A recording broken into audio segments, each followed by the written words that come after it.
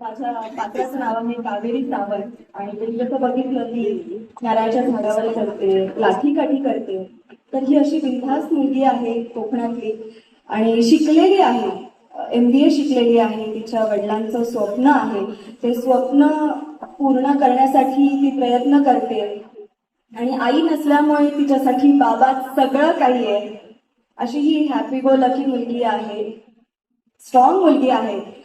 तुम्ही आधी एक पात्र बघितलं, तुम्ही भरभरून प्रेम दिलं त्याला आणि मला माहिती आहे इथे कित्येक जण गौरी म्हणूनच आले असणार आहेत.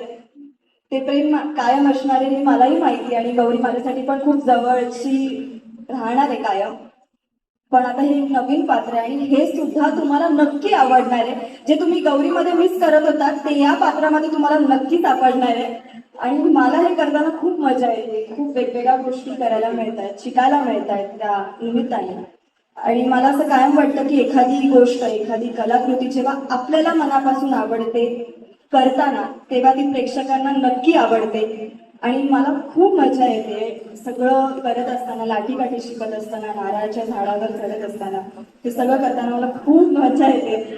आणि वैभव सर आहेत, सुकन्याताई आहेत, ह्यांच्याकडनं खरंच आम्ही तसं खूप शूटिंग अजून केलेलं नाहीये, पण जे आम्ही केलंय ते मला खूप मजा आली. आणि खूप खूप छोट्या छोट्या गोष्टी आहेत ज्या त्यांच्याकडनं शिकण्यासारख्या आहेत. ते कधी कधी सांगतात, कधी कधी त्या नकळत शिकण्यासारख्या असतात.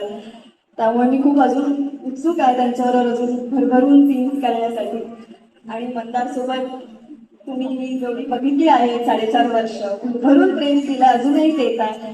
तसंच कावेरी आणि यशला सुद्धा त्याहून जास्त प्रेम द्यावं अशी मी विनंती नाही करणार, माझी खात्री आहे.